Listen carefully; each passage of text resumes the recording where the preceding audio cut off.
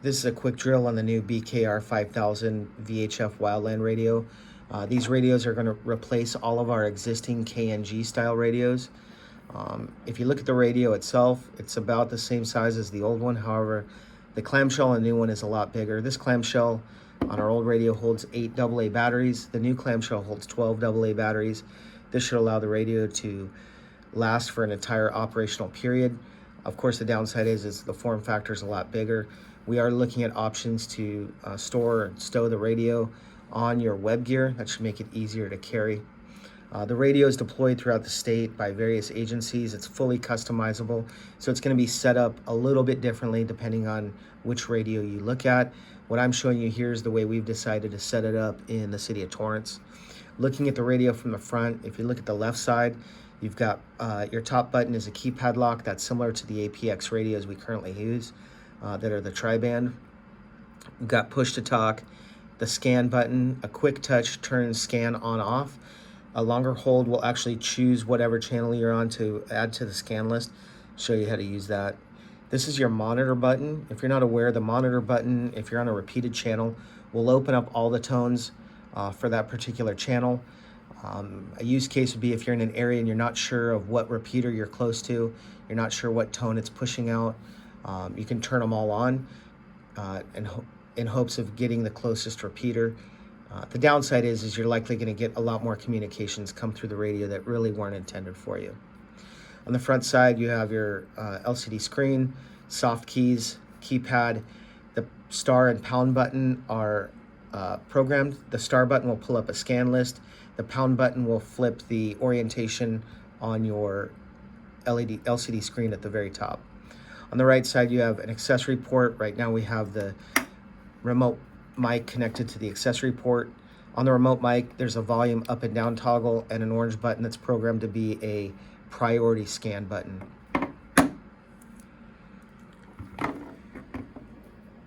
If you look at the top of the radio, volume and on off is the knob here. This toggle is going to toggle on repeat or direct. BK calls it talk around. This is your channel selector knob, and then this toggle will let you scroll through zones A through D, and I'll show you where those are. This is going to be your orange button is mimicked on your remote mic. This is going to be your priority scan button.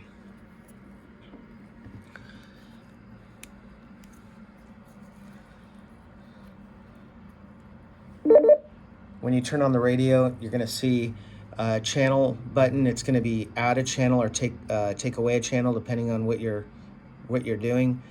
This is going to be your tone button to be able to change your tone for a repeated channel. Go through your various zones, and then a menu button. On the menu, there's going to be a lot of options. Mainly, we're not going to use most of those options. The main one we're going to use is this number 1, which is priority channels. Going to the zones, hit the zone button. You can see the first 9 zones are command zones. These are all programmable. You can pick any channel that's in our TICP and you can put it in one of these customizable zones and you can program it. And once you get past zone 9, you can see we have the state TICP loaded. We got this from CAL FIRE. So these are all of the zones we currently have in the TICP for mutual aid deployments. Once you get to about zone 50, that's when you get into the clone zones, and these zones 51 through 53 are typically used at the large campaign fires by the clone shops at the incident base, where they're going to plug in their 205s for the day into those various zones. Going down, you can see zones 56 through 59 are zones A through D. They're also programmable, just like those command zones. However, you can access those with this toggle up top. So you can program those with whatever channels you want. What I'm going to show you or go over with you is one use case for the radio. It's typically how I would set it up if we're going to not program a command zone. So this is just responding to an incident, and we know where we're going. We'll use the latest incident we went on with, like Ventura County, for example. We know that we go on IA with Ventura County. We know they have a zone in the TICP, it's zone 38. So I could go to zone 38. And again, I'm not making a command zone or a custom zone. I'm just using what's already on the radio. So we'll go into that zone. And when we go into that zone, we know that we were dispatched with the information that, let's say, you're on command 2 and TAC 6. So I want to be in the Ventura County zone. I want to scan those channels. How do I do it? I'll come over, I'll find the channel I want. So you can see I've got command 2. I'm going to add it to the scan list. So I'm going to take the scan button. I'll press and hold. You can see a checkbox. It's added to the scan list. TAC 6, that's also a channel we wanted. I'll press and hold the scan button. You can see a checkbox. We've added to the list. If I want to look at my scan list for this zone, I can hit my star key and you can see I've got command 2 and TAC 6 are added to the scan list. Let's say I want to add another channel. I can go down and add Ventura County air to ground, say that one. So now I have 3 channels in my scan list. I've checked the ones I want to scan, and now I can exit.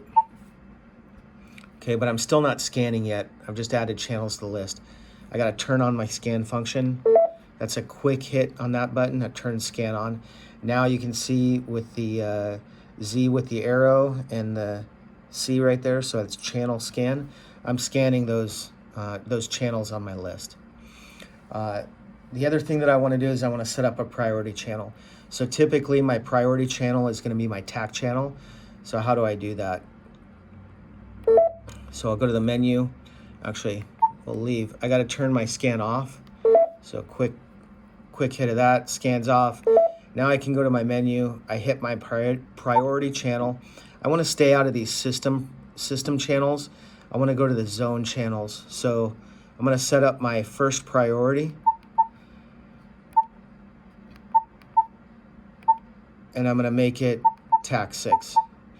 So now, regardless of what transmissions are coming through on all the other channels, if something comes through on TAC 6, my radio is going to pick it up and give it to me. Additionally, regardless of where I have my channel selector, when I key my mic, I'm going to key out on TAC 6. Okay, so I've set my priority 1 as TAC 6, and I want to turn on priority scan now. So I can take my orange button and I turn on priority scan. So, and then I can turn channel scan on. So you can see the C with the arrow and the P with the arrow. So my channel scan is on. I'm scanning all those channels, and my priority is set for TAC 6. So what I'll typically do is I'll go to the command channel that's for my area. In this case, we're saying it's command 2. So it's scanning all those channels. If I key my mic, you can see it's going to TAC 6. Okay, if a transmission comes in from TAC 6, it's going to override any other transmissions. The upside to setting it as a priority is that's going to be my normal operation, is to use that TAC channel. However, there's going to be times where I want to use the command channel. And now it's easy. I turn priority scan off with my remote mic. You can see the P is now off of the scan symbol. And now when I key my mic, I'm going out on command. I want to go back to TAC. I turn my priority scan on, and now when I key the mic, it keys back on TAC. So regardless of what type of zone I set up, if it's a custom zone or a command zone, if it's the incident clone zone, I'm always going to set it up the same way. In this case, I've set up an existing Ventura County zone. I've got my scan channels, I've got scan turned on, and I have a priority set. Looking at the top, you can see when I press the pound button, it changes the orientation on that top. But that's the basics of this radio. There's a lot more to it. There's a lot more capabilities, but that will get you started. We have a user manual that's going to be included on the SharePoint post for this video, as well as a few other resources. Thank you for your time.